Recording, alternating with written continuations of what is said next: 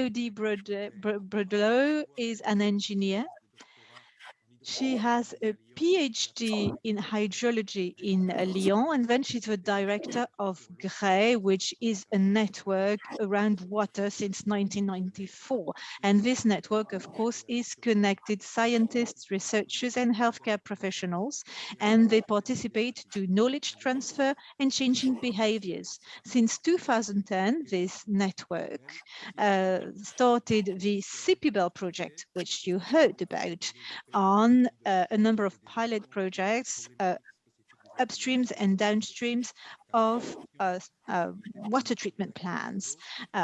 Again, the objective is to try and help with better characterization. Thank you very much, Adrian.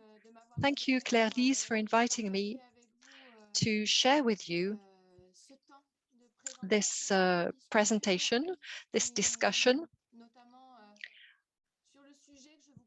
So notably on this subject, so micropollutants in water linked to healthcare activities, their characterization, impacts, and action enablers. So we'll be talking about a number of research programs that we coordinated. So very quickly, let me just present to you the Graie. It's an association. It's a cluster for water and land. It's like a resource for developing land and water in a responsible manner. So we've got three types of activity. We run research systems based on a multidisciplinary approach. We also run technical working groups, and based on these two very rich networks, we try and produce knowledge in order to accompany areas, regions in terms of water management. And notably, the development of areas. There are three themes: water in cities, water and health, water and aquatic environments. We've got 350 members, 100 meetings, 1,200 people, 2,500 participations, one resource center, 1,000 reference documents, and 13 employees. So the subject of my presentation is very pregnant today because of the health crisis. So today we have this unique healthcare concept. So it's about an integrated health approach, including animals and the environment, being aware of the interactions between these three elements and working on those three aspects. So it's a concept that was launched in the 2000s in Canada, the idea being to fight against pandemics. I think that this is very much very important today, given the health crisis.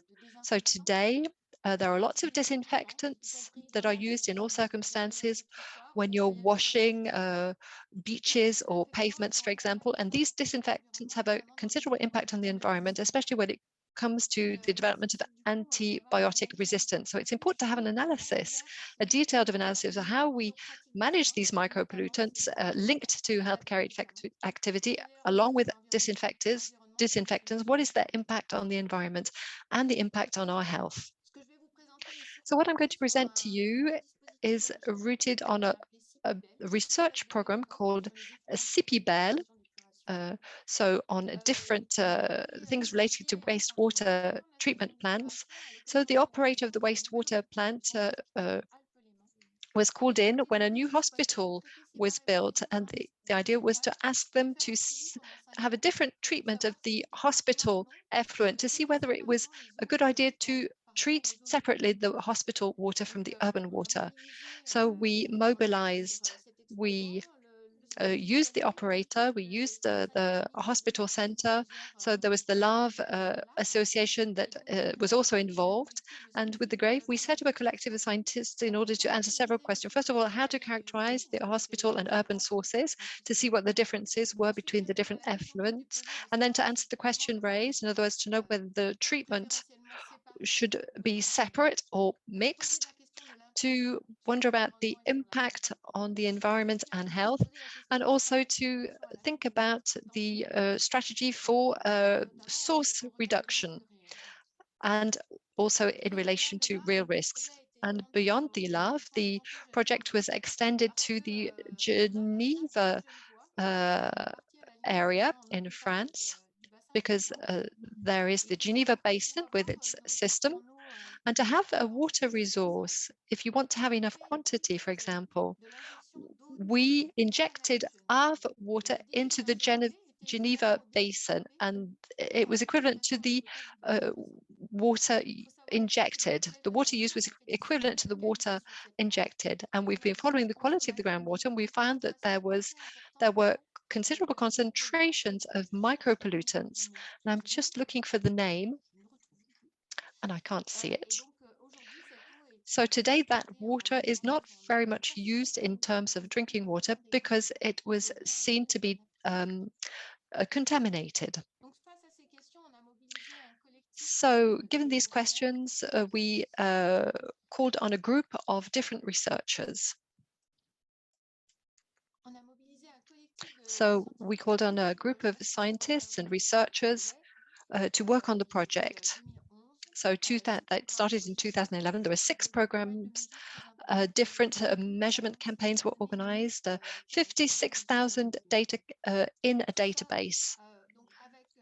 So all of this was done with research centers, the ones that are cited here, and different partners, H2O, the Rhône-Alpes region, the ARS, the OFB, Europe Interreg, etc.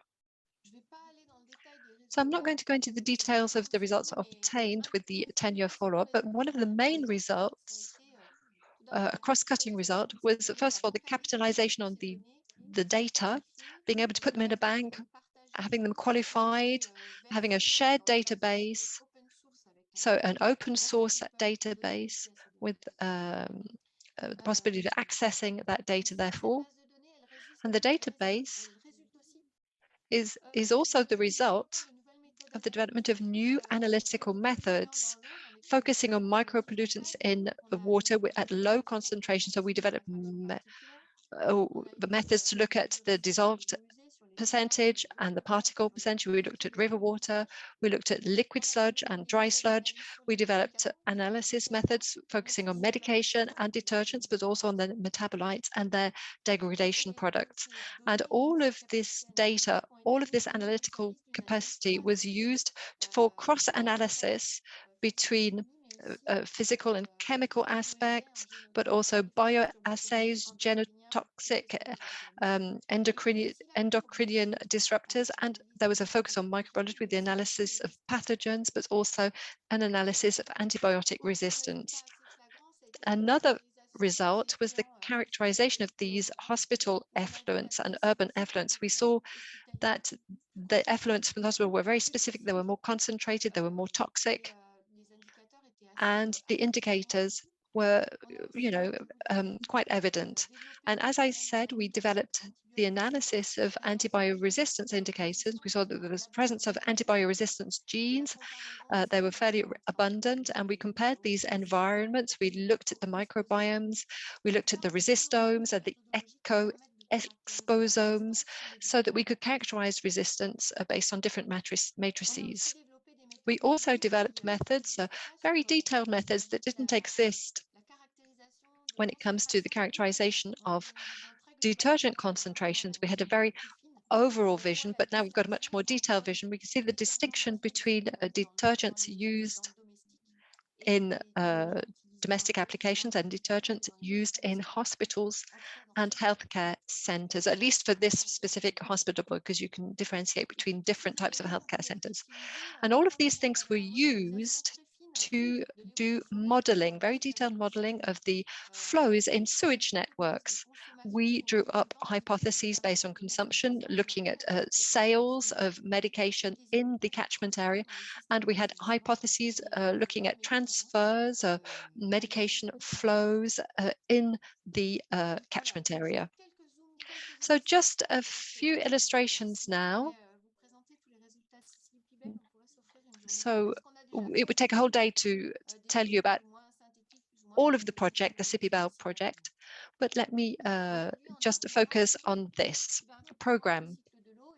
It goes a little bit further than the water cycle. It's a project called RISMO, and Noémie Lelac is working on this.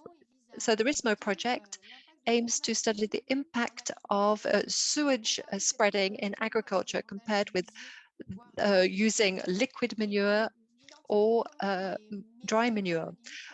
So the idea is to look at how medication is transferred to the soil and runoff water during spreading, and to see what the impact and the bioaccumulation, the bioassays that allows us to see the bioaccumulation, especially with worms, and assess the dissemination of antibioresistance via these management methods for sewage sludge. So we're hoping for results in 2023, 2024, but again, it's a way of extending our thinking about the water cycle.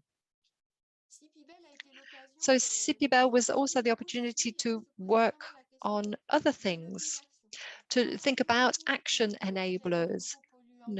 So you've got this discharge of micropollutants in the water cycle. What do we do about that?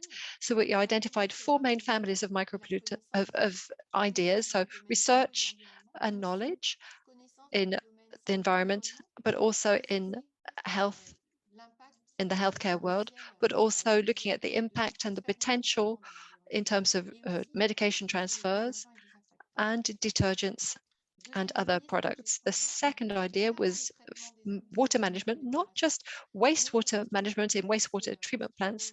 We also wondered whether we should focus at the source or in a centralized manner to see whether we should have traditional treatment or whether we should have optimized solutions for treatment. The third idea was to focus on training and awareness raising with a target public.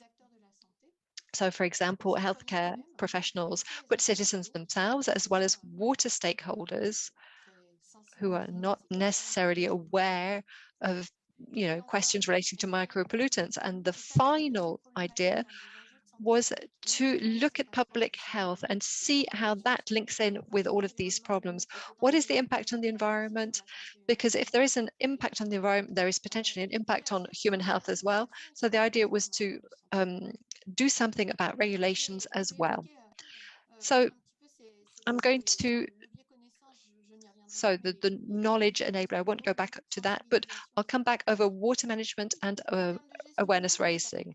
In terms of water management, given the results from CPBEL and the knowledge that was proven in terms of the source of medications and detergents, the hospital is not in fact the main source. And in fact, increasingly, people are being cared for at home. Increasingly, heavy going care is given in people's homes. So we've got detergents and biocides, 80% coming from homes, people's homes. So the treatment that we have in plants is biological, it's fairly efficient, it can be optimized, notably in terms of residency time, in terms of different tools as well. And with this solution, what treating everything, there are certain parameters, certain micropollutants that go directly through the plant and find themselves in the water at the exit of the plant or in the sludge. So today we know how to treat these micropollutants. We use solutions based on active charcoal or zoning. And, we're going to be having presentations from Switzerland. Switzerland has a program for optimizing wastewater treatment plants for the tertiary sector, but this comes at a cost. It also comes at an energy cost, but also an environmental cost. And the question really is, what is the challenge? Is our environment able to absorb part of this, or should we really be reducing things at the source in order to move towards better treatment solutions? So the question of source reduction is something that we wanted to talk about as part of our program. So in terms of awareness raising now, we worked with a group of healthcare professionals, water professionals, local authority representatives and researchers, and we developed a communication media focusing on different questions. We started by looking at what becomes of medication, pharmaceutical residue in water, because people sometimes forget that the source is not the fact that you're throwing medications in toilets, it's really the consumption actually eating the medication that is the main source. And that's where the problem lies. It's not just about having the right practices. You've got the use of the medication that actually generates a source of pollution. So working on this understanding, this global understanding, looking at the overall water cycle and what what happens to residue in water is very important. So we looked at very specific messages based on different points of view so that people could better understand how it all works. So we also, in a second stage, looked at antibiotic resistance, and we looked at what it is and what is the role of the environment in the deployment of antibiotic resistance. And then there was another subject that I will talk about later that concerns detergents and disinfectants. They're a real plague for the environment, but they're indispensable for certain circumstances, especially when you have a pandemic. And they're used and overused when you're washing up, when you're washing your clothes, or on a beach during a pandemic. They turn out to be not very efficient. So it was also interesting in the case of the research program and to take a more of a sociological approach. And we worked with healthcare professionals, and we talked to people from Rennes, from the healthcare school in Rennes, to see what their opinion was. And here again, and this is what I was saying earlier on, what are the solutions, the most suitable solutions to limit discharge of medication? Well, it's the management of medication at the source and the management of residue. And it's not as so less than 50% of people think that it might be a suitable solution. So we raised awareness, and we focused on spreading information about this subject. And people said that if it was necessary, they could move towards that solution. So as I said before, we need to try to integrate those challenges in a more global approach with regulations. And so we need to work upstreams on regulations. So regulations of drugs, but of course, water stakeholders feel that they are powerless when it comes to drugs regulations. However, at European level, there are a number of strategies around drugs in order to have a better knowledge and a better knowledge as to the impacts of drugs on the environment. Also work upstream, see how you can substitute some substances taking into account the impact on the environment. Also have more awareness raising on drugs that have less impact on the environment, and also a better management of unused drugs in hospitals, for example. Well, in France, we are pretty fortunate. We have a network named SICAMED, through which patients are invited to bring back their unused drugs to the pharmacy, for example. And this, of course, is directly linked to the existing regulations and to the health authority. And obviously, we feel a bit powerless in that respect. Also, we need to reduce the sources and manage the excretants. We've done a number of studies on that respect as well. And very simply, there were different response from the different people surveyed, depending on, again, the level of knowledge. And obviously, when you have a challenge, when you need to manage the excretate or feces of some of patients, there are two prerequisites. First, we need to only do that when there's a real meaning, a real environmental challenge. And the second prerequisite is to develop a technical solution, but also an organizational solution. And it's probably not the role of healthcare professionals to provide that. And of course, we need to have an administrative and financial solution to collect those excretants. I know we are going to discuss urine nitrification later, and this is a topic of interest because when we're talking about excretants, we're talking about fishes, but also of urine. And it's interesting to see how we can collect those and try to remove chemical pollutants from them and also use them. So my presentation is closely linked to the presentation that will be made later. Now, when you try to reduce at the source, so to speak, we were very interested in how we can reduce the number of disinfectants and detergents, because disinfectants are a lot more used than medicines. They're very toxical. They're widely used, and I think that there are also levers that can be actioned in order to reduce impact of those products and reduce again the impact in their use. Now, when you think about professionals using those disinfectants, they also have issues using them. For example, they are going to develop dermatitis, contact dermatitis of eczema, for example. It has been demonstrated as well that those disinfectants have an impact, for example, because they play the role of endocrine disruptors. They also participate and contribute to the development of resistant bacteria. Also, those are costly disinfectants. And fifth argument is that there are very efficient alternatives. For example, using steam, microfibers, and change the way you clean in order to avoid using chemical detergents by using more mechanical actions, so elbow grease, use steam, for example. And so we've had a pilot study in the southwest of France where they reduced the use of disinfectants because they had an interest, also financial interest, before the environmental interest as well. And the pilot study was very positive. The results were very positive. Now, I just wanted to provide you with this background information, the different levers for management, for reduction at the source. And 2 years ago, we organized a conference. And in the framework of this conference, we conducted a survey as well. And we asked the participants, what are the main levers? And one of the main answers that we got was this One Health triad that kept coming up in our conversation. And so we asked also the participants, and you, what are you going to do tomorrow to change your practices? And we realized that the participants were under the impression that the first step was quite high.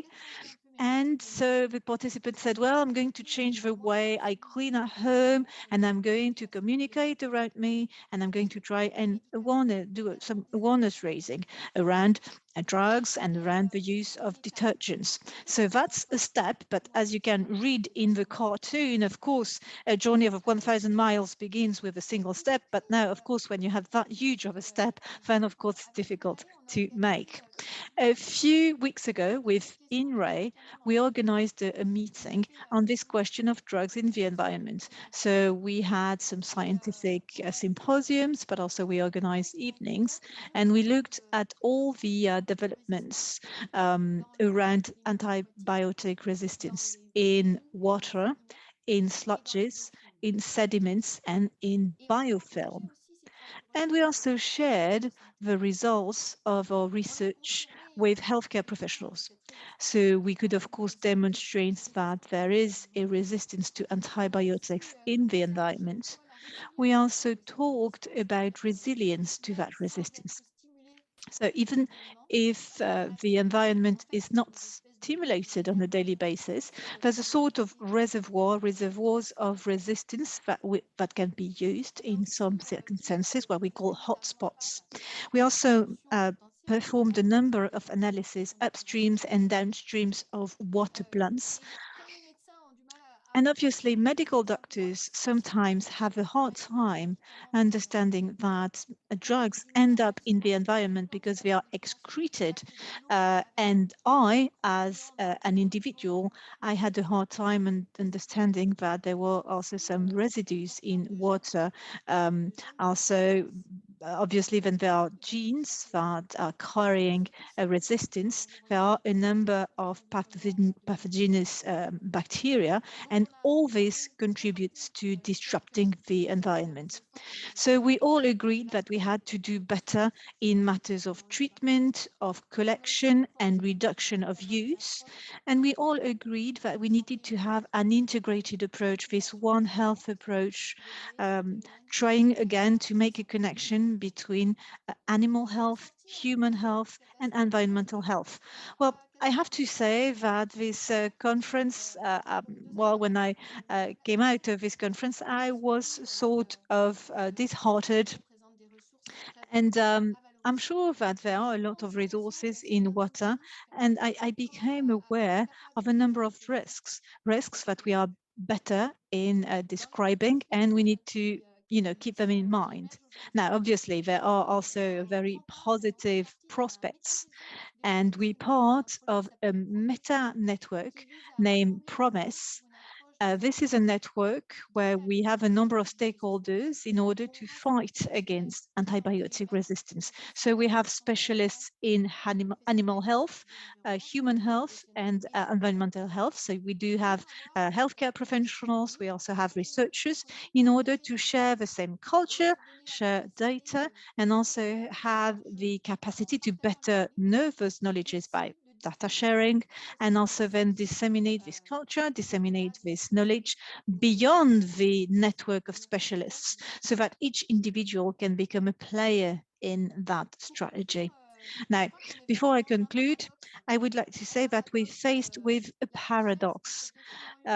We know that urban effluents are very rich in organic materials, and we should make a better use of that effluents, maybe in agriculture.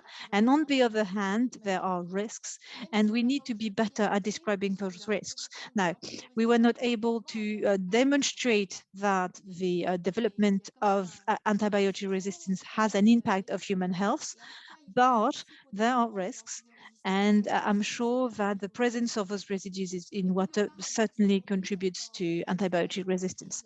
And so again, the paradox we're facing is that we are at the doorstep of a energy crisis after the health crisis. And I was talking with a farmer the other day, and he said, well, the problem that we have is fertilizers. And, today energy comes from Russia and Ukraine, and we're going to lack energy, and the cost of production of fertilizer is going to rise, and we need to be more proactive. And so I was thinking, well, potentially urine, wastewater is potentially a source of fertilization, and maybe now is the right time to propose alternative solution. So with that, I would like to finish my presentation and hand it over to the next presenters, if you agree. But before that, so because I would like to share an anecdote with you, I was trying to find a nice quote on complexity, and complexity being rich at the same time. I found that quote: a goldfish cannot talk about how quiet the oceans are just seeing his bowl.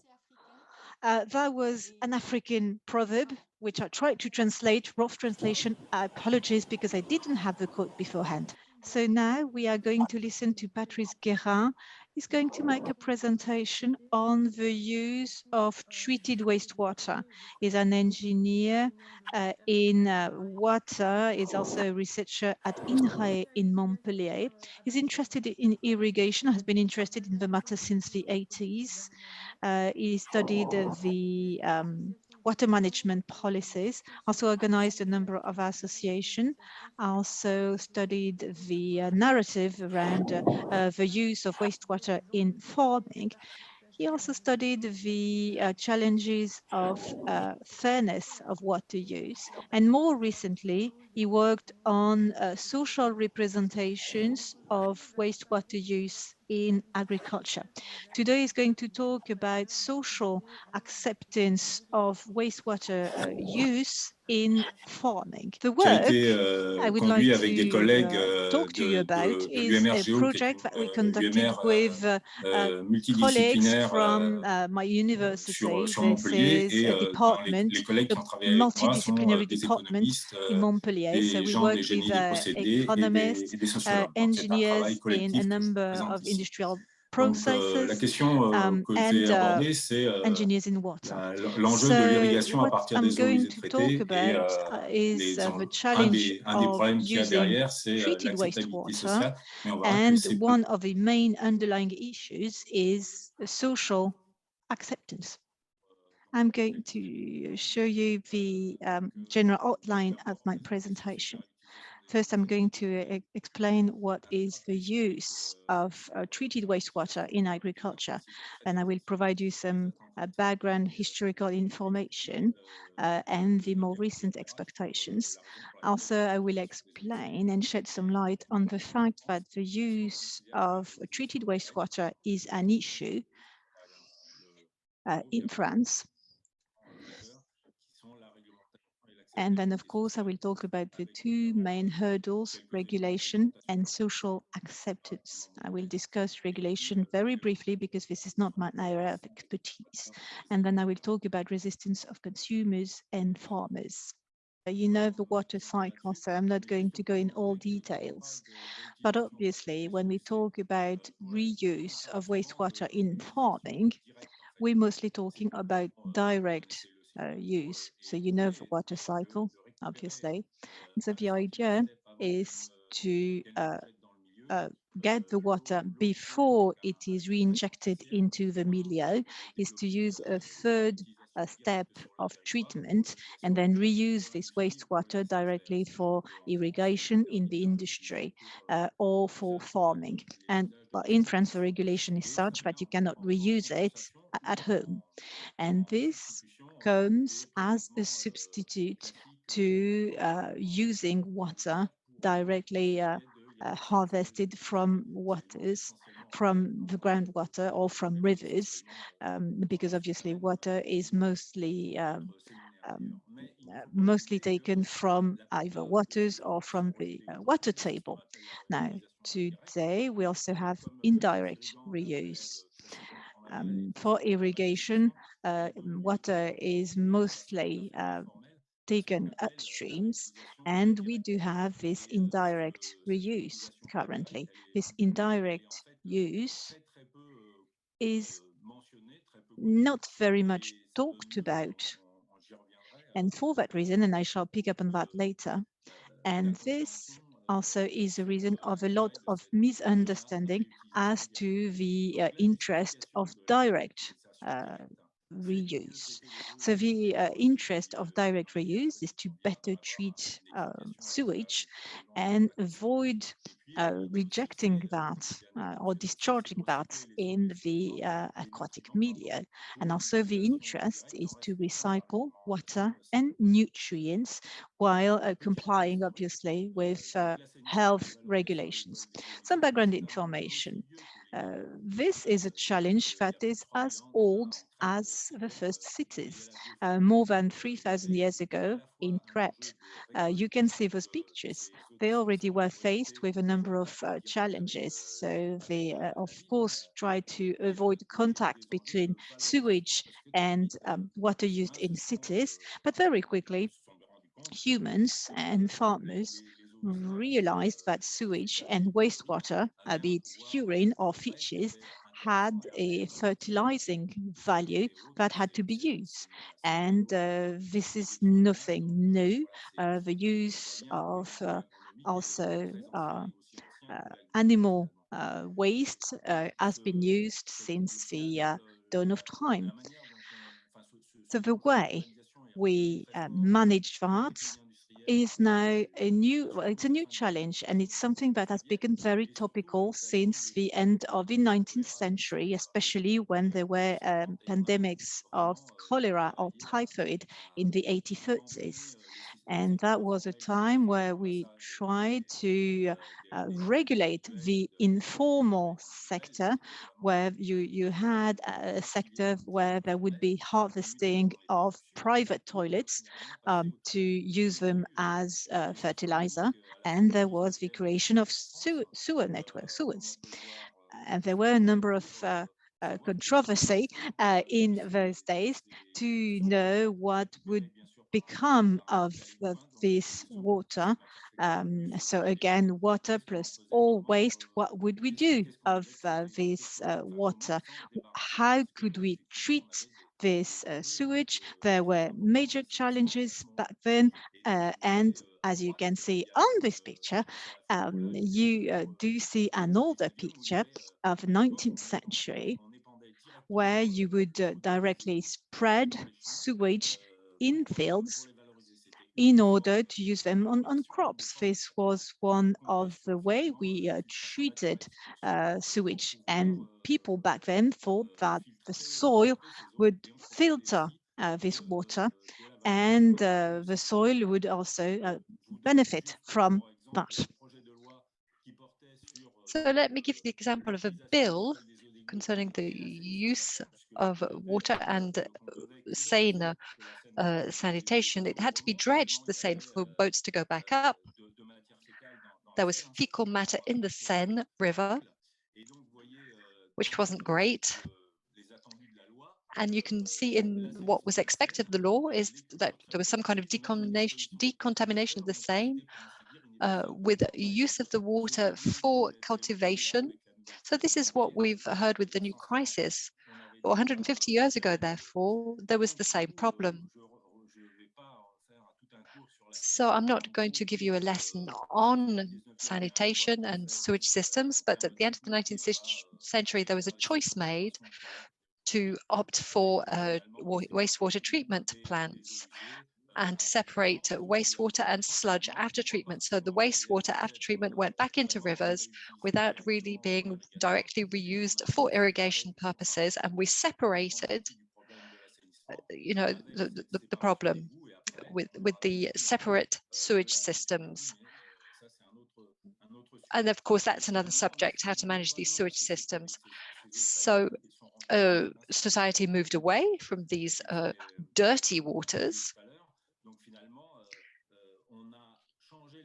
So we changed representations and practices linked to the management of this waste. Now, in 1960, in countries where there wasn't enough water, in Australia, Israel, Namibia, etc., the USA, the wastewater came back to the center stage, and a lot of work was carried out on, how they could use these wastewaters. So recent expectations, what are they? Well, in France, here are some figures. So 2 million hectares irrigated every year, 2 to 3 billion of cubic meters per year, and 2/3 of counties with summer irrigation restrictions. So the use of treated wastewater seemed to be a solution given the water pressure and the effects of global warming. So given the irrigation needs, basins and dams were built. Different basins were built in the Tarn, for example. There was the Sivans project that created a lot of discussion with a lot of opposition to it.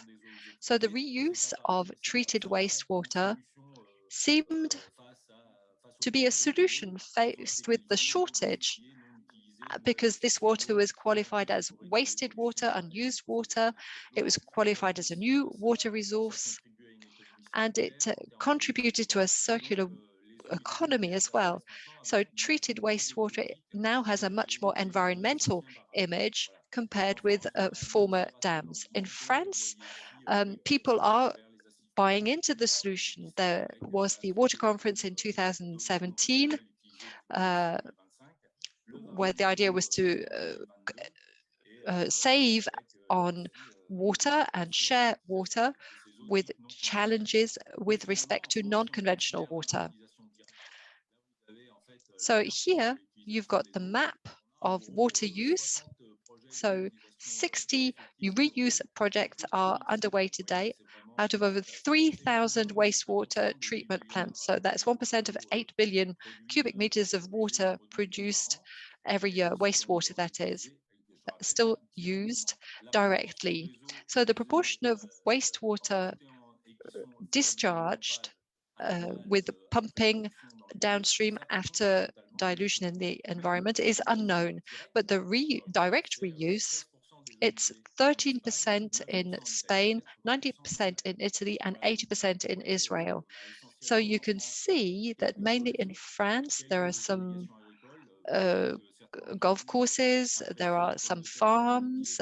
So if you know the Noirmoutier potato, for example, that's a potato that is irrigated with treated wastewater, and that's been the case since the 1990s. So it's one of the most emblematic, therefore. But also you have parks and different gardens that can also be irrigated with treated wastewater. So what are the obstacles? Well, these are often cited in literature, especially by the European Commission, that's also trying at European level to harness that solution. So we could reach, as you can see, so 6 billion cubic meters a year between now and 2025, compared with only 964 million cubic meters per year in 2006. So the objective that was set by the European Commission for France was the same rate as Spain by 2025, and we're still quite far from that. The obstacles, well, it's not know-how or technological solutions. Water stakeholders know how to organize tertiary sector wastewater treatment for agricultural purposes, but there's a whole list of difficulties that need to be overcome. Especially there are regulations that are very strict. And then from a technical point of view, so behind regulations, there's a whole procedure that makes things a little more complex to put into practice. And then there's the additional cost. You know, the local authority is involved in sanitation, but then you've got the irrigation itself. The local authority, therefore, has difficulty. And then you've got the increased risks for consumers, for operators. There's the fear, there's a commercial barrier as well. So in 2011, 16 people died of E. coli, and this was thought to be caused by cucumbers from Spain that had been irrigated with the wastewater treatment, but in fact, that was proved not to be the case. So they were looking at losses estimated at 200 million euros per week. And in fact, it proved that that was not the case. So concerning regulations, therefore, there's no standardization when it comes to conventional water quality for irrigation purposes. In the diagram that I showed you, conventional water is river water, basically. River water where upstream you've got the purification, the wastewater treatment plants, decontaminating the water, but nobody is going to look at what is the quality of these conventional water for irrigation. So the quality aspect is therefore never really taken into account in authorizations linked to conventional irrigation. There are many authorizations linked to the management of resource quantity, but quality is never really taken into account. So things have become very complex, therefore, and things are moving ahead very slowly. So what I simply want to show you now is that from a political point of view, in 1991, there was the possibility of using treated wastewater from whenever it was possible, that was brought up as part of the directive. And in 2020, the idea is to facilitate the use of the reuse of retrieved or recovered water. So that's an important term, an important change, facilitating its use. We're not talking about wastewater, we're talking about recovered water. So that's for the general public. And now, all states who don't want to use this kind of water need to justify this decision. That's part of the regulation, and this will be re-examined. You know, why they're not developing the use of treated wastewater. So the paradigm has changed. There's been a shift. So if there's a list of precautions, there was a whole list of precautions, but now people are very cordially invited to use this kind of water today. And in France, we've got regulatory pressure, therefore. There were things that were not very clear.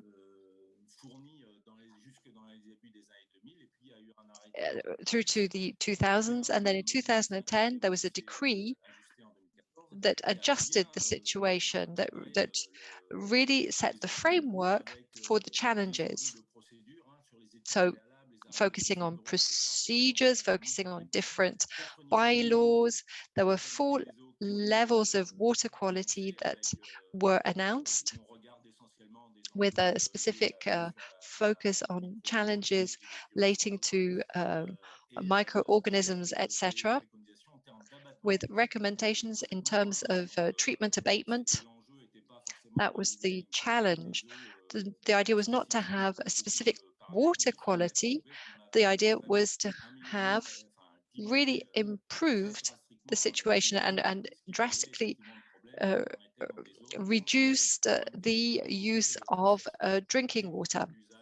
So specific use restrictions were introduced depending on different types of crops, distances, and the receiving environment. So if we look at things in a very summarized manner, and we look at the regulations that are going to be applied as of 2023, at the end of the day, there is a higher quality requirement, for example, class A, that will apply to everybody. So you've got rates of E. coli that can be tolerated. What's going to be required for E. coli is water that is of much better quality than what is proposed for the water that you might bathe in a river. Everybody, you know, swimming in a river often drinks the water from that river, and we're looking at 500 E. coli per 100 milliliter. So the recommendations take into account things that are valid in France. So it also depends on whether you're eating raw food or not. You know, it's also the relationship between the water and the food stuff, whether the food stuff has come into direct contact with the water or not. That's the table at the bottom of the slide. So these restrictions, these constraints, they're as old as consumer regulations, as the idea of reusing treated wastewater. In the 1885 law, it says it's difficult to understand why people are apprehensive and feel disgusted. So another citation: when and where have different epidemics have been indicated, where there's been a considerable increase in mortality around fields irrigated with sewage water. So there were oppositions as of the 1960s in the USA and in Australia, with a third to 1/4 of public opinions being unfavorable. So I've given you some references here, and you can look them up if you would like to. So, that's what the challenges are. This discussed the health risk such as it is perceived, the lack of confidence, and the lack of awareness of environmental challenges. So consequently, faced with this, the opinion of the general public, it's important to train and inform. And so in the law of 1885, it talks about convincing by experience, about using the first tests as examples.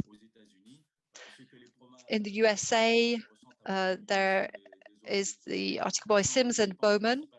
So what laymen think and feel about the use of treated wastewater seems to depend mainly on what they know about this subject. So basically, what we have to do is to focus on informing people and spread education. So this is something that's not very well documented in France as well, this reuse. There's an annual survey carried out by the CIO, and today we're looking at 80% of people, between 75 and 80% of people who would be for eating vegetables irrigated with this kind of wastewater.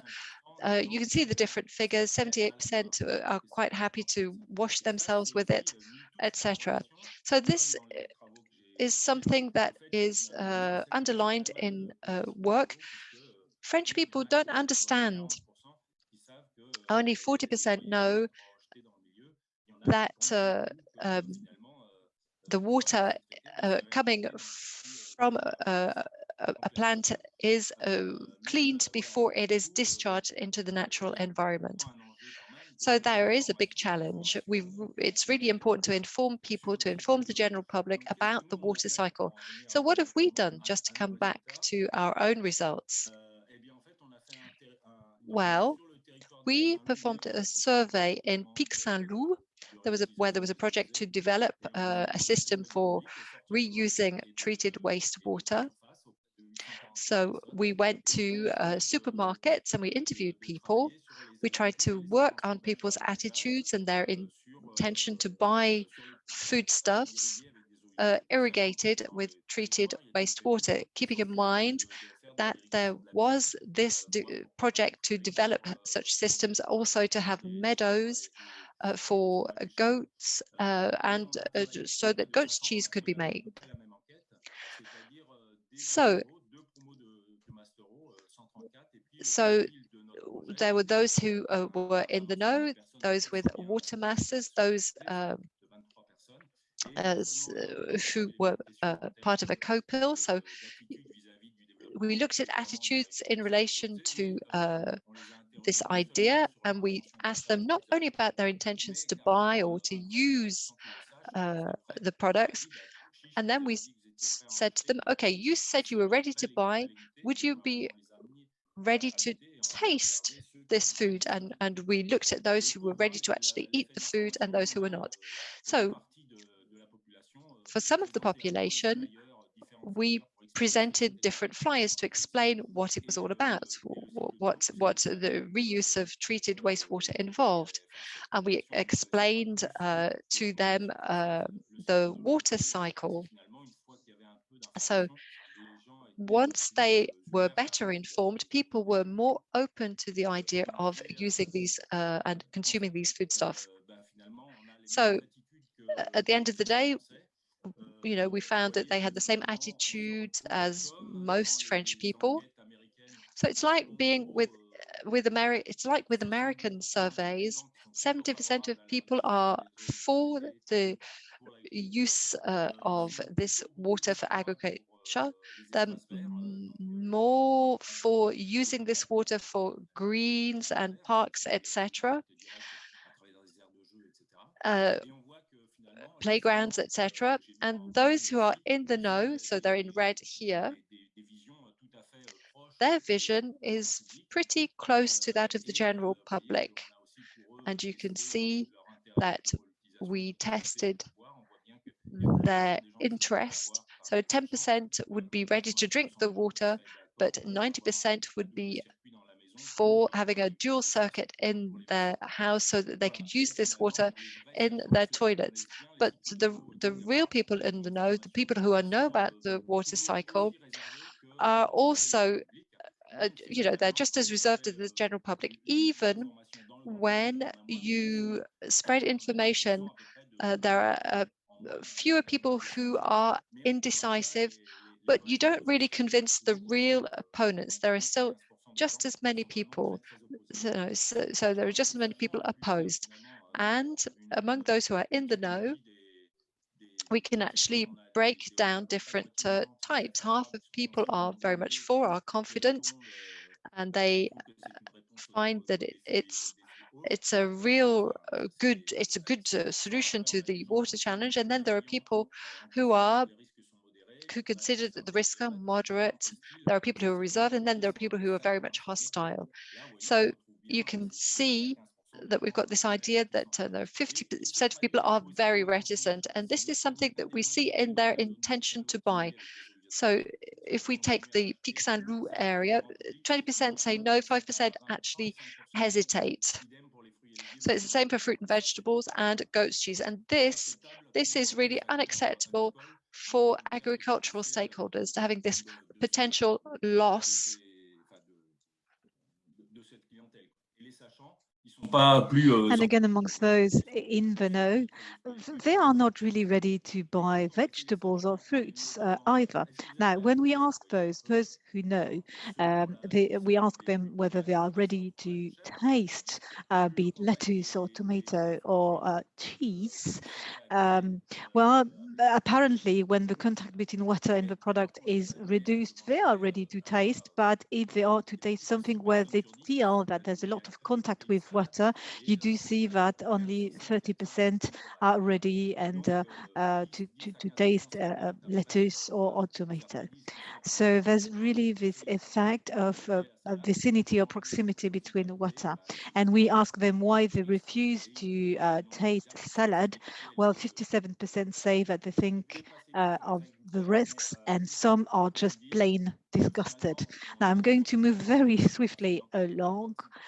We conducted also a survey with wine growers, and so 70% were ready to use this wastewater, treated wastewater.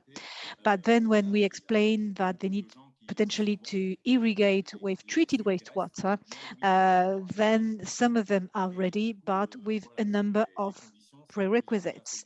And the prerequisites are the following. They say, well, we were asked to make efforts and to use sludge, for example, sludges or slurries, because yes, in the past they had a number of challenges to then market the product. Also, they do not want to pay for water which we feel is wastewater, etc., etc. So we have a lot of negative reactions, and so the farmers are not really ready to use that treated wastewater. And it's only those who do not really have a choice that feel that, again, they have no choice, so they will use that treated wastewater. But again, farmers do not want to pay that water as much as conventional water. So conclusion, we do have a number of challenges around social acceptance. Now, the reuse of wastewater in farming is again trying to find the right balance between a number of worlds. And most recently, the health industry or the health was the main criteria for not using those different this water. Now, obviously, we try to be greener, and the farming industry tries to be greener as well. But of course, this will help in using water or reusing some water, especially in areas that are dry. When again, it's just a way to reallocate water. So again, we just try to find a new way to reuse those different waters. And as I explained as well, there are lots of regulations. Now, there are also very strong economic risks, and those risks and this resistance, this level of resistance is not going to disappear only with awareness raising campaigns. So our collective conclusion is that we really need to take into account this intertwining of technical, economic, psychological, and social dimensions. And I think currently, we need to demonstrate a financial interest. And for that reason, I think that projects like those is very slow, is a lot slower in France, for example, a lot slower than what was called for by the European Commission some years ago. I'm going to introduce the next speaker, Elodie Brelot from ANECO. ANECO is an association which was created by nine founding members. They are passionate about environmental friendly sanitation. They are passionate about the development of alternative systems. They propose a range of solutions from a number of filters and also active charcoal filters, dry toilets, in order to reduce the quantity of residues in water.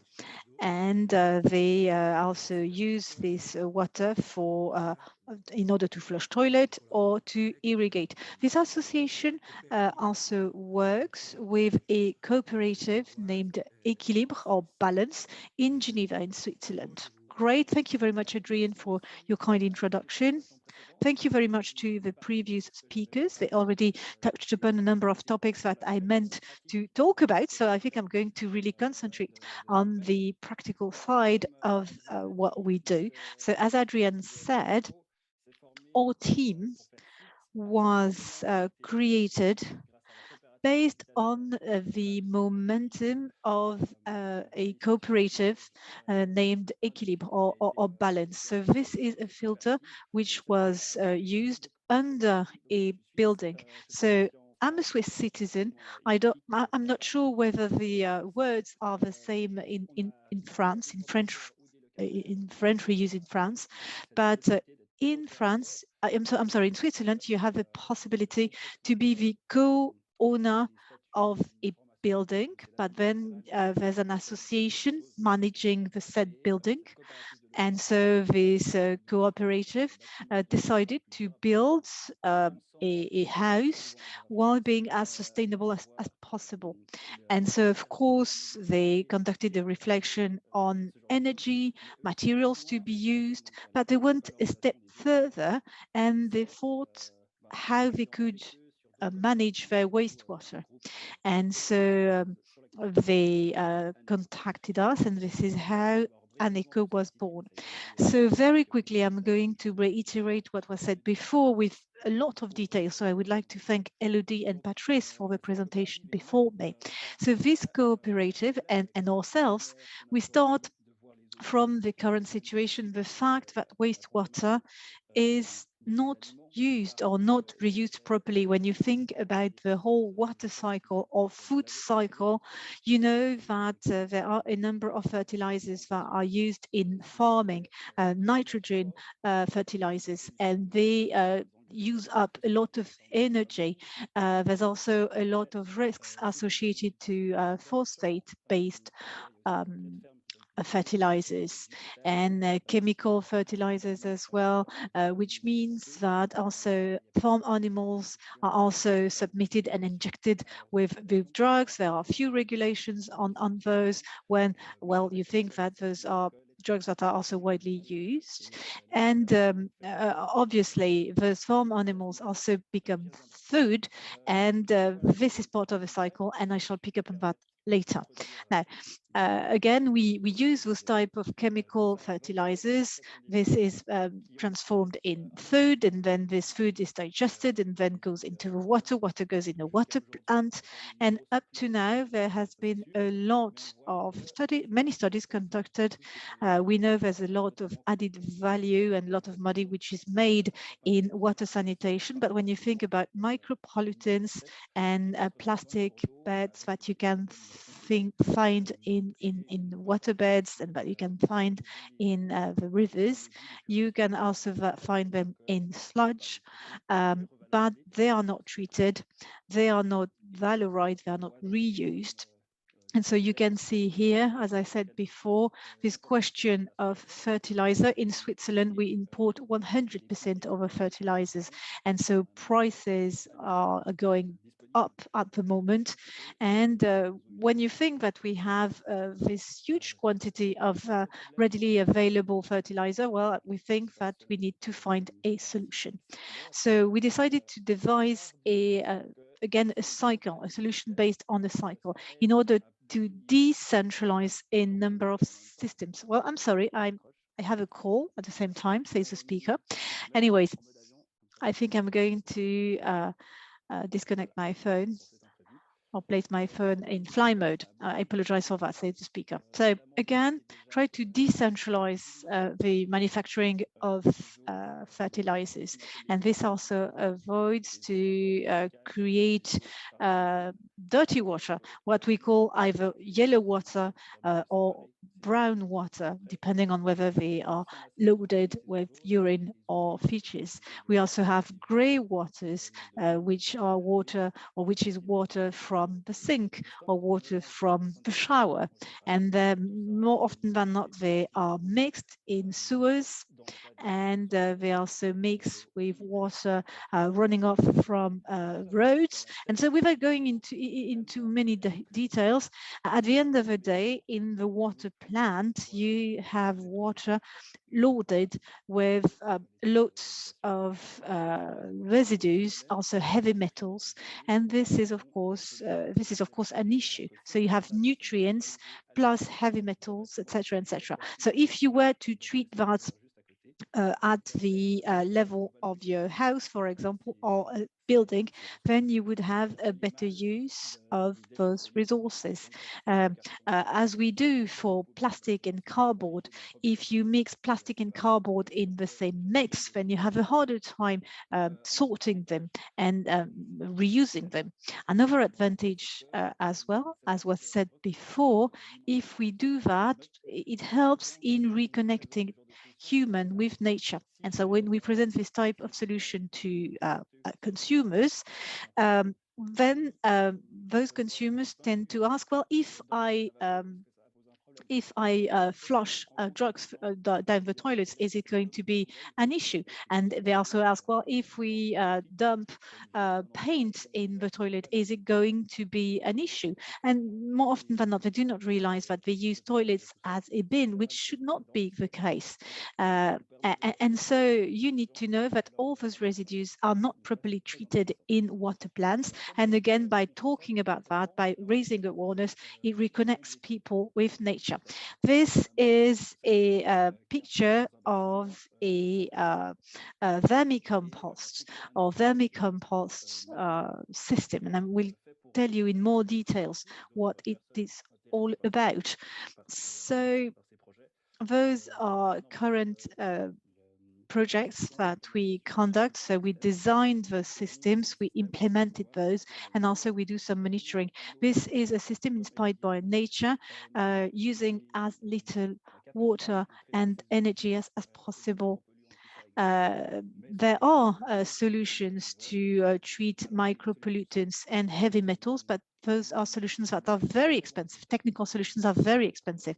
While if we use solutions inspired by nature, they are less costly while being efficient. Of course, our preliminary results need to be confirmed. And so we'll be in contact with Elodie in order to validate with some scientific research, the preliminary results that we got. But again, I will present those preliminary results in a few later stage. Now, I will start with this vermicomposting. It's a dry toilet. We named that carousel, a play on word with poo, obviously. So this is a sort of house that we create for worms, and then nitrification on charcoal. And again, what we do is we perform nitrification of urine on active charcoal. And I will present as well a system that we have to treat rain water. Well, I'm sure that some of you are smiling while I say that, but this is a compost with worms, and in a matter of about 8 weeks, they can digest fishes. So obviously, the problem with dry compost is that you have an accumulation of fresh poo, and this prevents worm from really composting worm. So what you do is that you dig a hole underneath the loo, and after 1 week you rotate the bucket and you dig another hole, and with what you remove, the earth that you removed, you cover the fresh material, and then every week you give a turn to the bucket. In a matter of 8 weeks, you have a complete rotation, and the entire material is completely degraded. Well, so that's great. And now, if you separate urine on the one side and features on the other side, then you remove the problem of odor, of smell, bad smell, and you don't need to remove anything, because obviously when you think about it, features, for example, an apple. What does an apple need to grow? Well, apples need minerals, energy, CO2, and water. So when they become composted, again, you have carbon chains, you have proteins, they transform then again in CO2. Energy is transformed in another type of energy, and then you just have a few minerals that accumulate, and those minerals are also regularly washed in the soil to provide enough humidity to the substrate, and it's a way to flush the soil in order to avoid having too many minerals. So that's the principle of our carousel, and this is what it looks like. So also we wanted to be able to install such toilets in conventional buildings. The solutions I will present later are only usable at the project stage.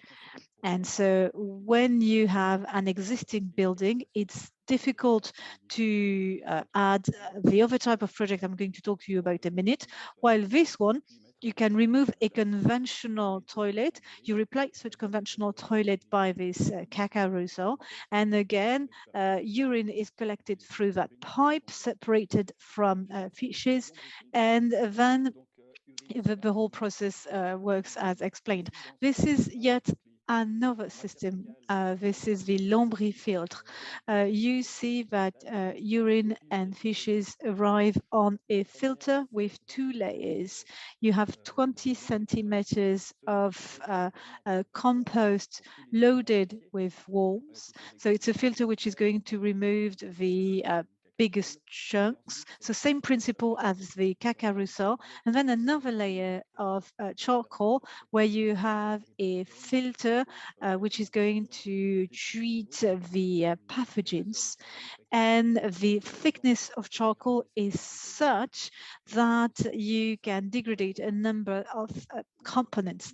Then you have a mineral filter, a secondary filter. This is sent to a cistern or a tank, and then the treated water is either going to be sent back to the flush, to the water what is going to be used to flush the toilets, or to water gardens. So this has been implemented in a number of housing units in the Alps, for example. And again, instead of discharging water in nature, we use those systems in order to reuse this water. based on the system, which worked rather nicely, we were asked to do a project for a housing unit with 100 inhabitants. We had an expert in biology working with us, and we started another project. So a filter, a project called the Bistouquet. So this is a project where, but the Bistouquet, it's a place in a municipality where there's going to be a new project. So it's to give it a kind of a local value to this name, which really means little pee-pee. So the filter this time will be in the basement. It will be for 300 people. So 100 square meter filter with different layers, lombricompost, the charcoal, and then a ventilation system. It's important to have ventilation to get air in to allow for the decomposition. So I'm now going to talk about the urine system. So thanks to a separate toilet or a carousel, you separate the urine. So the urine goes into a charcoal bag where you have bacteria that develops. And this treats the urine. One of the big obstacles, the sociological obstacles, it's like what we were saying earlier on. It's the smell of urine. It's a smell that's linked to the decomposition, the ammoniac, the volatile ammoniac that is given off. If you nitrify this urine, it's chemically stable, the urine, and it's rich in nitrates, which is also an advantage when it comes to agricultural reuse.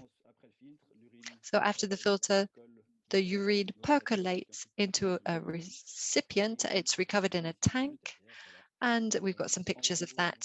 So top left, you've got a toilet where you separate the urine and the feces. Visually, you can't see that there is a separation. So people who don't want to show what's happening, don't want to say that they're separating their urine, but the only thing that changes here is that they have to sit down. So then the urine goes to a charcoal filter, and then it moves on via a pipe, and the cooperators belonging to the cooperative can use it for their own personal gardens. So very quickly, rainwater. So we can recover rainwater using a gutter kind of filter. Then it's something like you would have on a roof. So this rainwater is demineralized, so it can be used in laundries. This means that there is a lower need for soap. After that, different challenges, different problems that have to be faced. Well, first of all, the biggest challenge is to show that the results are good. So we're aware that more has to be done, that more efforts have to be made. So let me move to the last point on the left-hand column. So we've had funds to start a PhD. So somebody who's part of the ECO. This is very important to have scientific validation of all of this. So analyses have been performed and have produced good results. So then you have to have something professional.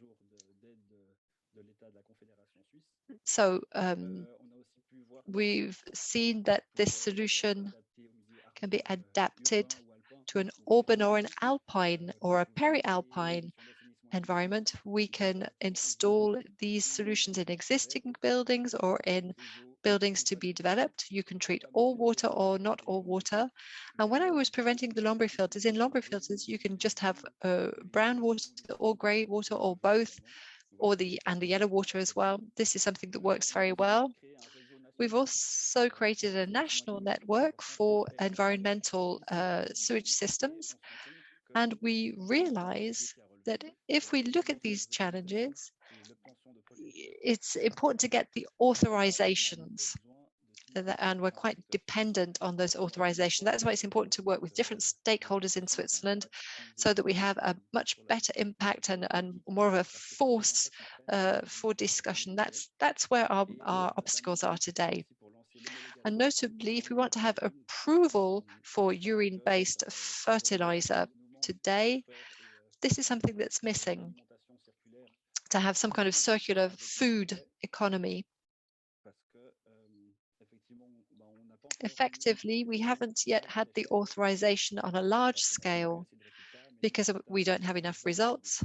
But to have results, you have to have funds. So it's a bit of a vicious circle. But, you know, there are people who are interested and we are moving forward. And that's why I would be very interested to talk with Elodie, who presented first today and presented different tests that were set up, because the methodology set up is something that could be used. So I'll finish now with the development of the systems. There are lots of innovative systems, but we have to go further than this. We need to now funds to be able to guarantee research. And I think that that brings me to the end with our team. So the colors don't really come out well. We're also supported by people who developed the system. So the cooperative équilibre. And that's it. That brings me to the end of my presentation. How many housing units are concerned? So it was 30 maybe housing units that were treated. Yes, 30, 35, I believe, 35 housing units were concerned. Let me just find a photo. Otherwise, I can share another link if you like. But it's important to be aware of this because, you know, we're not talking about a project that is just in a one house. And it is an urban project in the center of Geneva where, you know, we've got a source management of treated wastewater without any smells or other problems. So, so I'm still looking for a picture, but I can add that on a regular basis, we are in contact with the Department of Water in Geneva, and they have confirmed that that in the future, the system can be connected to the rainwater system, which would dilute the wastewater treatment plant, which is often overloaded. I'll find the photo and then I'll share it with you. Otherwise, you can use the link and I can share that link with you if you like.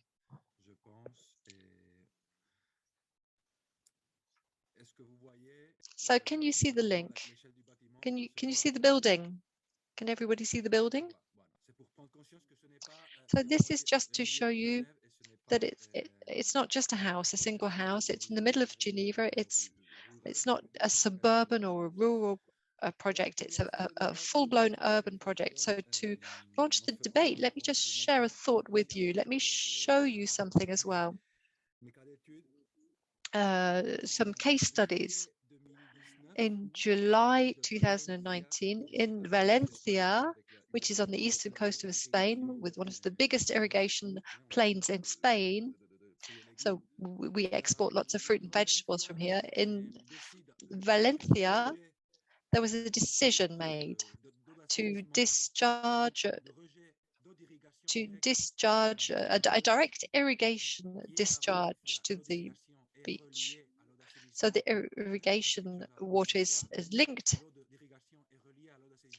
to the sewerage system, which is problematic, of course, as Elodie mentioned. And the downstream water in Valencia, so the irrigation water goes through the city, and up until the end of the 19th century, at the start of the 20th century, it was considered as the best kind of water for the irrigation plain. The downstream dam was called the Gold Dam because of the value that it represented, the value of the water for the rice fields and the fruit farms, etc. And it is as of the end of the 19th century that there was a change. So there was a hydrocarbon base, a chemical base, and the de facto connection, along with other connections, became really problematic. And still today, in fact, they are problematic. In July 2019, the city of Valencia really became aware of the presence of E. coli on the beaches of Valencia. So that was a big tourist problem. So Valencia city decided to chlorinate its beaches. So chlorinate the water on the beaches so that the beach season could continue. And as Elodie was saying, in March 2020, the Spanish government made it possible to fumigate or disperse biocides from the air. So using the Spanish army, not just a manual spraying, they actually used aeroplanes. And all of that was done because of the pandemic. So this gives us an idea of how terrible this system is, this asepsis, this focus on asepsis.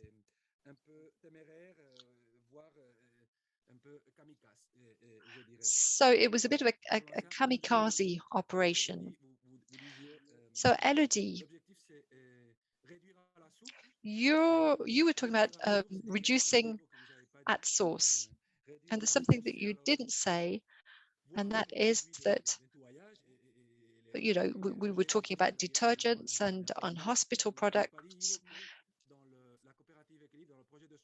and in the Souverain cooperative, to do what you do, you have a contract between tenants or the cooperators of the building, and it says that you can't use soaps, washing powder that are not biodegradable. That's very important, that piece of information. Isn't that right, Ivo? Yes, it goes even further than that. For example, if you look at the cooperative model, the decisions are taken together, and there's a housekeeping area, a storage cupboard. People go and buy their products from that storage area. They're organic, they're certified to be organic, so they don't buy them from the supermarket. And there's a shop in the building, and that is also subjected to the charter. And one of the economic activities is a brewery, and that's not connected because the discharge contains too much organic matter to be treated on the spot, given the space available. But thank you for that additional information. Adrian, the fact that you're not using products, it's something that we've seen for a long time in France. Part of the population has an individual sanitation system, but when you have this individual system, you're much more aware of your role locally. You don't use bleach, you don't use toxic detergents because you want to guarantee that your installation is going to continue to work properly. So it's, you know, this is something that we see in Ivo's projects, but basically people can understand this. You know, if there's a biological treatment of your effluent, you've got to make sure that you're not using things that are toxic upstream. So Ivo's project, so that the charter or contract, is it something that can be scaled up, in your opinion? So you'd have to have a charter, wouldn't you? If you want to have a source reduction, you've got to have a catchment area charter concerning products used, soaps, washing powders, and other products. If we really want to have a reduction at source, you know, things that have to be organic, the products have to be organic. The problem with drugs and medication is very important as well. So for unused medication, there is that question, but then you you've got medication that goes through our urine because we consume the medication, and then there's the pharmaceutical industry as well that has to be involved. So it's a very big question. So I just wanted to talk about the SOAPs and EVO's projects. Is it something that can be scaled up? Could we have a contract? Is it possible to extend the project? And then and a question of Patrice Garin. So the micropollutants that you referred to, Elodie, they are used. Let me just take another example. So phosphates in washing powder. We've all used washing powders with phosphates. We know the impact of these phosphates, and so we've changed the way washing powders are made today. So for innovative projects, new projects, even if we're talking about 300 inhabitants, it's a commitment that we need. We need a committed population and a sustainable housing.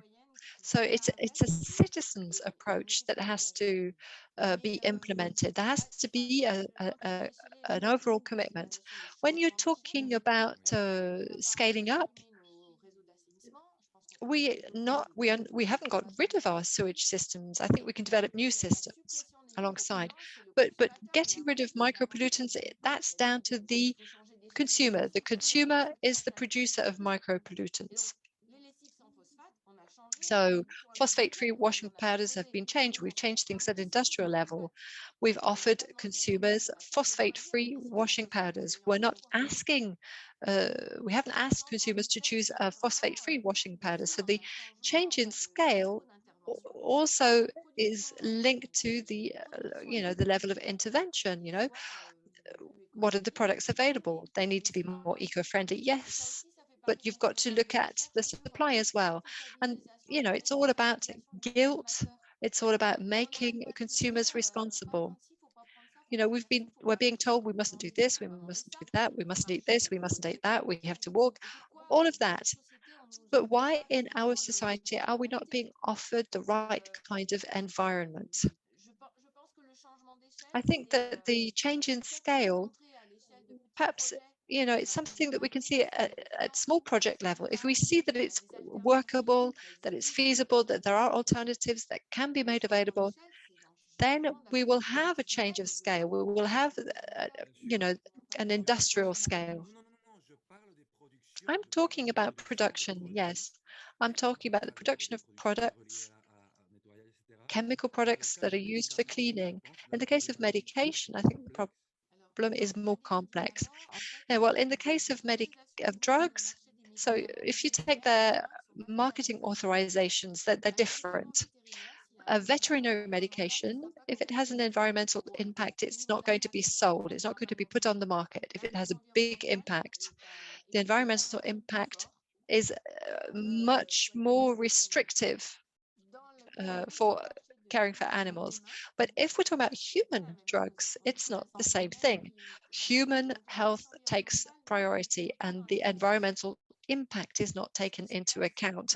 So potentially what happens is that there are practices adapted to the use of medication. If we take of iodine treatment for cancer, this is something that's done in specific chambers with collection of urines that are treated before they're sent to the sewage system. There are conditions for use. If you have radioactive treatment, then you have to do this in a specific chamber and your urine is going to be treated specifically. It's not like contrast products, people.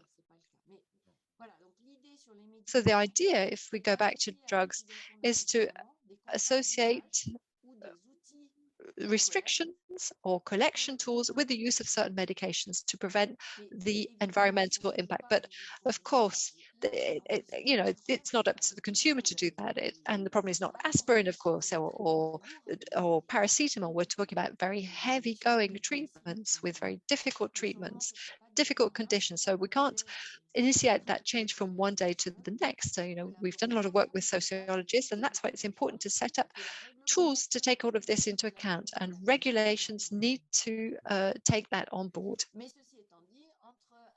Now, this being said, if you take paracetamol or ibuprofen, if you have a headache, it's better that you take paracetamol, because paracetamol is wet treated in the water plant when ibuprofen is going to land in the environment. And you can take 500 grams of paracetamol and not 1,000 grams. But then again, it has to do with behaviors, but it's not going to change everything. Well, I was not only thinking about what consumers can do, I was also thinking at what we can do at the system level. And I was thinking about this cooperative, this micro project, and I thought, well, what type of contract can we implement? I'm not asking the consumers to do all changes. Well, you know, there are also a number of groups, for example, craftsmen.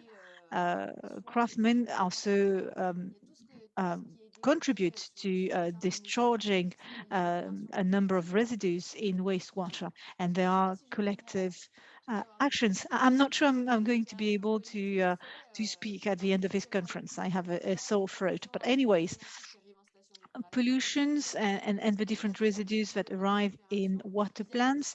There have been a number of projects where we try to identify the type of residues. And again, those residues can come from anything from restaurants to garages to all sorts of businesses. And so there's also a lot of things to be done in terms of awareness raising on washing powders and cosmetics, using products that have less impact on the environment, that support awareness raising. And some territories or some regions are really committed to doing that. Well, and obviously, as always, what we do on a daily basis is, of course, responsible or co-responsible of a number of issues. And of course, industries are also responsible. There's a lot more contamination of water by industries and also by other sectors, right? Well, we are rather fortunate that we are in Europe and not in Asia. The worst pollutants are in India and China. And I'm not talking about the level of pollution of water over there. We have a lot of constraints in Europe, a lot of regulation, and I'm not saying that everything is perfect, but lots of efforts are put into that. And Switzerland is a very interesting case because you know that the Leman Lake is surrounded by pharmaceutical plants. And when they realized that there were a lot of discharge, there was a lot of discharge of medications or residues of medications in the lake, a lot of efforts were made by the plants in the catchment area. Now, again, and this resulted in reducing the quantities of deleterious residues by 90%. So again, there's a lot that remains to be done. I'm thinking about a report that recently was published on the Rhône River, and the river is polluted because of industry, but also because of household waste. So again, at the world level, I'm sure that industries and industrialists are responsible for a lot of pollution, but we are fortunate to be in Europe because they are submitted to a lot of controls. And this is also why I was talking about smaller businesses and craftsmen, because they are less controlled, they have less constraints, they need to be supported in order to change their behaviors and also potentially discharge less residues in wastewater. And again, it depends on the product that we are talking about. There are products that are ubiquitous that you find from households and also that you find from industries. So that's a complex topic, right? That's a complex topic, to say the least.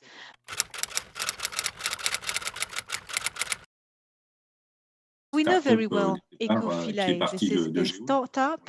It started from our group. Il y a pas mal d'entreprises qui ont, And by the way, there et are a y number compris of des grands groupes, businesses, comme la companies, SOR, but enfin also tous les grands groupes de larger l'eau de groups, France sont des larger champions de la groups, REUT and all the en dehors de la industrialists France. Il n'y in a pas the de water souci. industry in Ils France and savent faire. elsewhere Donc il y a un know how savoir-faire, il y to a treat une offre wastewater. politique So we très do have importante. a know-how. So Côté, there are région technical Occitanie, par solutions. exemple, There's il y also some a political will. un For programme example, de in recherche Occitanie, in the dédié Occitanie region, qui s'appelle there's a dedicated Water research Occitanie, qui est program très named orienté Water développement de la REUT. Occitanie, L'agence de and they l'eau, really want to RMC, a reuse développé un appel sewage d'offres water. spécifique. D'ailleurs, nos deux projets de recherche étaient And so we are supported as well by the cet appel Occitanie d'offres de region, l'agence de l'eau pour and there was développer also a call for project by the des local projets water pilotes, agency etc. Donc, in order to il y a develop pilot il y a du projects. So développement there's qui political will, justifie there's que certaines technical entreprises, know-how moi, j'ai as pas well, pas and there are a critiqué number of le fait que les companies out entreprises there se interested développent là-dessus. in that, and I'm Simplement, not going to voilà, criticize them. la What I was réalité saying les is rattrape that, à chaque fois. that theory and Effectivement, then il y there's a de vrais practice. développements sur le littoral méditerranéen, There le are a littoral, je parle number bien du of littoral, solutions notamment implemented pour des around golfs, the pour coastline quand l'eau est renvoyée in a number of regions dans la towards mer Gulf et quand Greens, for les gens example. n'ont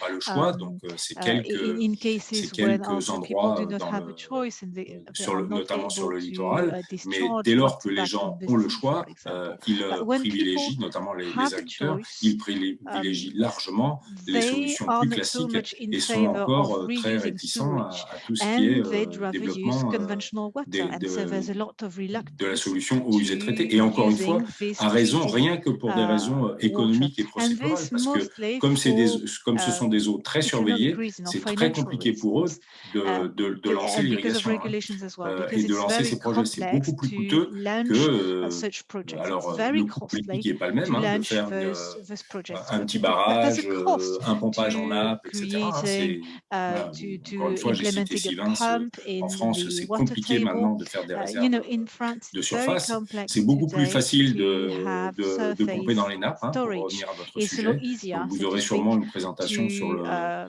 collect développement water from the water de table with l'irrigation pumps. And I know that you'll par have pompage presentations later individuel dans les nappes. on C'est beaucoup plus individual silencieux, c'est beaucoup plus pumping diffus, in the c'est water beaucoup plus table difficile à because contrôler. it's less noisy, C'est it's a lot réglementé, easier mais to control. There avec, are some regulations, but disons, avec quand far même and une certaine few souplesse, between. surtout quand on n'est pas dans They are des zones de rather répartition des eaux. flexible. Il y a quand même la So for a capacité number et of on ne peut pas vous reasons, empêcher de développer vos pompages. the Donc, pour reuse moi, of sewage à water court terme is et à not so moyen much, terme, I think, on the ça ne va medium pas term être une and on the solution qui long va se term, développer or rather facilement. on the short and medium Localement, ça term, peut not répondre sure it's going to be developed, voilà, or à it's des not going to contraintes, pick up comme very well. Noirmoutier, depuis déjà Then in quelques some années. areas, as Voilà, I said, sur there are les constraints, zones for insulaires et example, les in zones littorales, Noirmoutier, pas de souci. in Là, islands or il by y a the peu d'eau, coastline, on rejette en they mer. have little Voilà, water, they don't want to ça a une discharge logique. that Ailleurs, in ça the va être vraiment sea, and compliqué. so for that reason, À mon avis, mais voilà, it's hard c'est le to constat develop. de toute But façon de la situation again, actuelle et qui n'a pas beaucoup évolué, même si on a multiplié les projets we par deux need depuis to develop 5-6 the ans. projects again, and the projects were doubled in the last years or so. Do not hesitate if you have other questions. Well, I would like to pick up on that.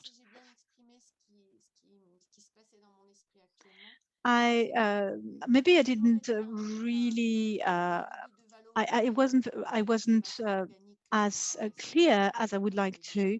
I tried to explain the different projects that exist and the use that we can make of urine and sewage for farming.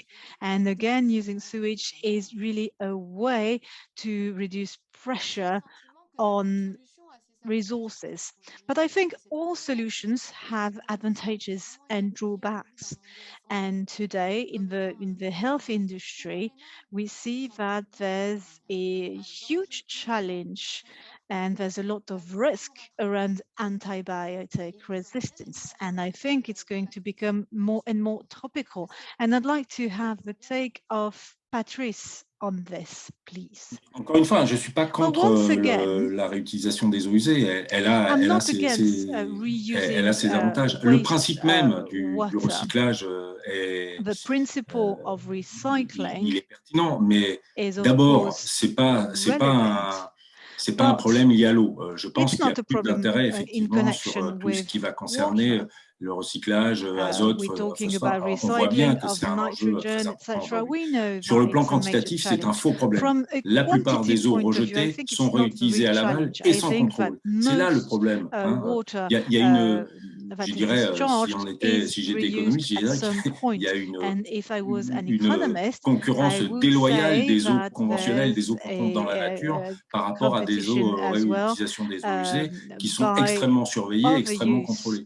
Dès lors que vous pompez 50 mètres après le rejet d'une station d'épuration, voire moins, personne ne viendra vous embêter sur la qualité des eaux. C'est quand même assez... 50 meters after a water plant, nobody is going to bother you as to the quality of water. So what you're saying is that reusing, treating sewage is not alleviating pressure on the use of water, right? This is what you're saying. No, I think that the interest is again to try and alleviate that pressure. So what you're trying to say is that en zone littorale ou quand c'est rejeté en mer, qu'effectivement, cette eau, plutôt que de la rejeter en mer, on la réutilise localement, et là, ça fait plus d'eau effectivement réutilisée pour les différents usages, voilà, qu'ils soient récréatifs ou agricoles, peu importe. Moins d'eau dans le milieu, ça d'accord. Mais pour le reste, en amont, l'eau rejetée, elle a déjà été réutilisée. Et c'est bien, quand on regarde ce qui se passe au Maghreb, par exemple, j'ai des collègues qui travaillent beaucoup sur les questions de réutilisation au Maghreb, et là où il y a des vrais enjeux de santé, parce que là, c'est vraiment, enfin, je ne sais pas pour ceux qui sont allés du côté de Fès, mais il y a aussi les tanneries qui rejettent dans le Oued Sebou. Les eaux sont utilisées directement, pratiquement sans traitement, quoi. Donc là, il y a un vrai enjeu de santé publique à traiter les eaux qui sont rejetées, mais ces eaux, elles sont déjà réappropriées. Il y a, entre guillemets, c'est pratiquement plus une goutte qui va à la mer. Donc du coup, voilà, vous faites des projets de réutilisation des eaux usées au Maghreb, comme c'est promu aujourd'hui, et bien en fait, vous réallouez les eaux. Et les gens de l'aval protestent énergiquement contre ces projets de réutilisation des eaux, parce que cette eau, ils l'utilisaient déjà. Donc en fait, vous faites de la réallocation. Donc c'est un autre choix. Je ne dis pas qu'il ne faut pas le faire, je dis que c'est du coup, vous ne gagnez pas sur l'eau, vous gagnez sur la dimension sanitaire, parce que vous surveillez effectivement ces eaux qui sont dans un état déplorable quand elles sont lancées dans le milieu et qui sont utilisées sans aucune surveillance. Donc, il y a un vrai enjeu sanitaire, notamment dans ces pays du Sud et du pourtour méditerranéen qui réutilisent les eaux de façon très importante, de façon informelle. C'est la réutilisation informelle qu'il faut essayer de formaliser pour des enjeux sanitaires. Ça permet effectivement aussi, après, toute la difficulté, vous le savez bien, plus vous faites un traitement poussé en termes sanitaires, et moins vous récupérez d'azote, de phosphore, etc. Donc du coup, il y a toujours une balance compliquée entre traitement et valorisation agricole, et ce depuis la nuit des temps. In the farms. And this has been the case since the dawn of time. Now, again, water is this water is used. Voilà, elle n'est que pour l'eau. Alors du coup, est-ce que, mais dès lors qu'on ne traite pas l'eau et qu'on essaye de valoriser d'un point de vue, toutes les composantes un peu organiques dans l'eau, vous avez des problèmes quoi, derrière. Des problèmes, je ne sais pas, mais en tout cas, vous avez les enjeux sanitaires. Et puis, traiter avec des eaux, les collègues qui travaillent sur la réutilisation de ces eaux quasi brutes, j'exagère un peu, mais qui sortent de traitements secondaires, dans notamment des coups faits du goutte à goutte, etc. Vous avez de la production de biofilms dans les matériels, dans lesquels il y a du développement bactérien un peu douteux. C'est pas non plus complètement maîtrisé, quoi.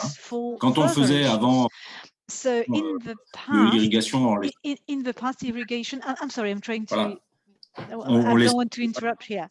Well, I think, again, you can strike the right balance. Obviously, right after the water plant, you have water which is completely devoid of any organic material. But potentially, we need to find a way to collect urine before it mixes. It is mixed with other urban water.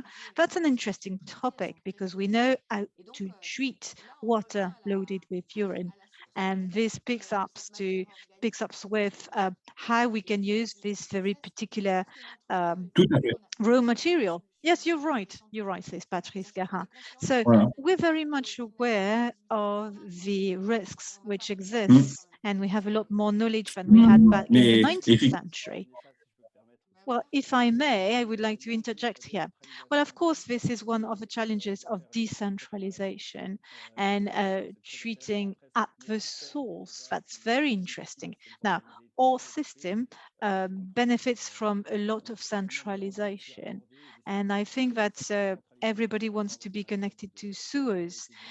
But when you think about Northern Africa and the rest of the world, or the majority of the world, many individuals do not have access to a sewage system. So the idea of decentralization, of course, is also a challenge when you think about governance and control, etc. But there's a real question around decentralization versus centralization and how you can make a better use of water. Patrice, hyper important au niveau mondial. Ça, c'est clair. That's for sure. That's a plus difficile chez nous où la centralisation est déjà dans les faits, où vous avez des acteurs économiques et politiques très puissants sur la dimension centrale, donc centralisation.